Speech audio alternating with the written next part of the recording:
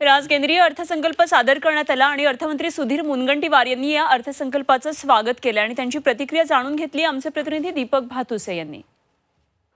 राज्याचे अर्थमंत्री सुधीर मुनगंटीवार आपल्या सोबत आहेत। केंद्रीय अर्थसंकल्पावर त्यांची प्रतिक्रिया महत्त्वाची असणार आहे। सुधीर भाऊ, नोकरदार वर्गाला खुश केलं, असंघटित कामगारांना खुश केलं, शेतकऱ्यांना खुश केलं, एकही वर्ग ठेवला नाही केंद्राच्या अर्थसंकल्पात की ज्याला याच्यातून काही न मिळालं नाही। आता तुमची प्रत्येकाला काही ना काहीतरी मिळालेलं आहे। आता तुमची जबाबदारी राज्याचा अर्थसंकल्प येतो त्यामुळे वाढले असं वाटतंय?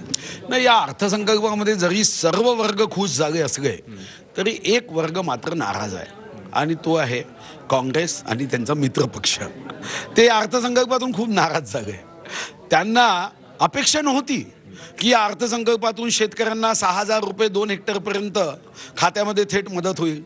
8 कोटी उज्ज्वला गॅसची कनेक्शन आमच्या आई बहिणीला चूल फुंकावी लागू नये म्हणून दिल्या जाईल। 3 लक्ष कोटी रुपये हे डिफेन्सचं बजेट होईल। 5 लाख रुपयापर्यंत आयकराची मर्यादा वाढेल आणि त्यांना ही कल्पनाच नव्हती।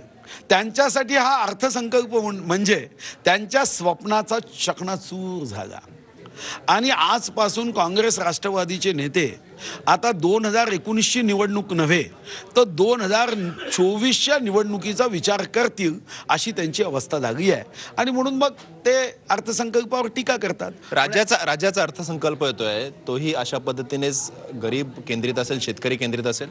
शेवटी या अर्थसंकल्पाचा केंद्रबिंदू शेतकरी आणि गरीबच असेल। आपल्या घटनेमध्ये तरतूदच आहे। निवडणूक आता जाहीर व्हायला 1 महिना शिल्लक आहे, म्हणजे आचारसंहिता लागेल। त्यामुळे या बजेटची अंमलबजावणी कशी? केवळ घोषणा म्हणून हे बजेट राहणार नाही असं वाटत नाही आणि केवळ निवडणुका डोळ्यासमोर ठेवून हा अर्थसंकल्प सादर केला अशी टीका होते। मला वाटतं की प्रत्येक अर्थसंकल्पाच्या वेळी असाच आरोप झाला।